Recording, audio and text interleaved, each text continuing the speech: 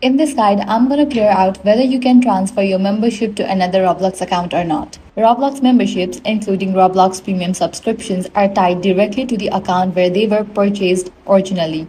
This means you cannot move, transfer, or share a membership with another Roblox account, even if both accounts belong to you.